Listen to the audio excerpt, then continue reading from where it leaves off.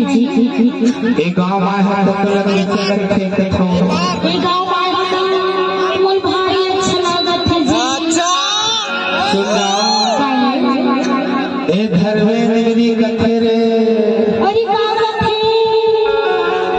तुरी वाला पूछना हमारे गाँव में अरे बोलो तो अच्छा लागत है कहते ना बताते अरे नवा नवा नौजवान वो सरपंच अरे मोट पुराना में जाते छोटे में चले ना इसमें दोखरो लेके नेतागिरी करते कथा पगली अरे तो कथे कैसे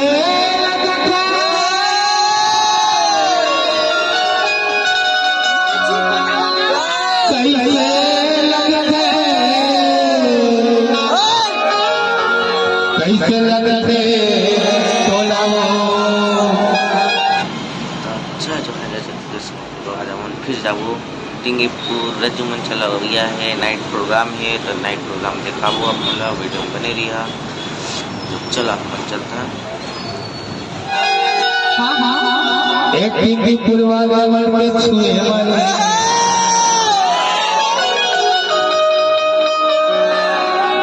कैसे लगते अरे छुना औ छुबे औ छुना पे तब बताना ये बैठे आए छुए अच्छा औ मेरे बनाते कर छुए बाजी कैसे लगती बताओ मोला हंसी लगते ए सरपंच के सब पंचगढ़ के छुए कैसे लगते ओकर छुए मना मतासी लागते जी कथा जी कैसे लगते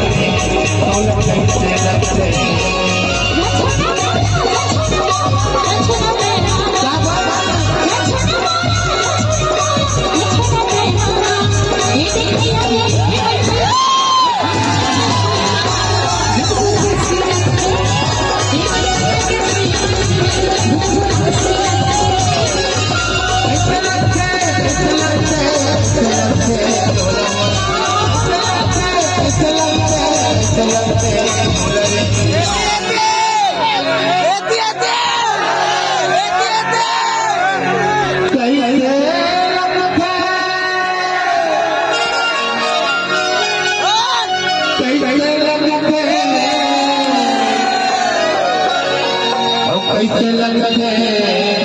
तोला वो इधर में भाई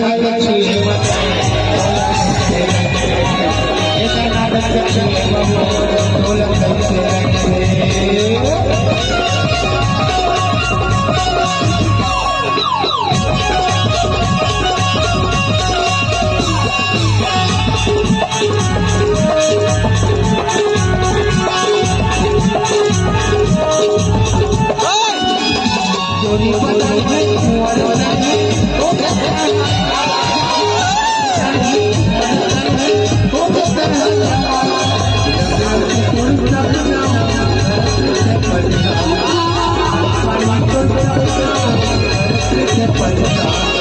मोला बताना मोला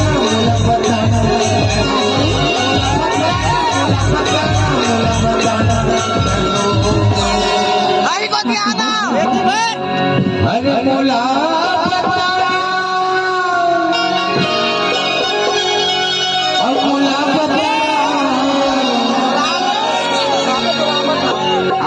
मोला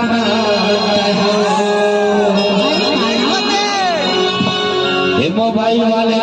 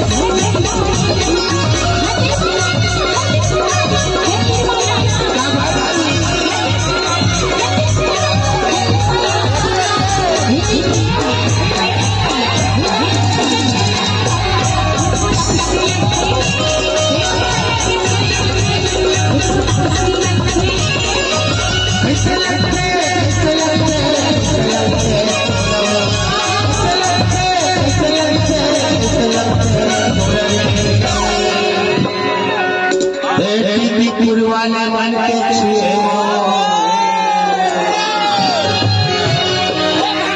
एक मुझे भैया के छुए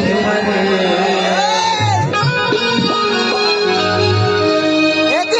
छुआया के छुए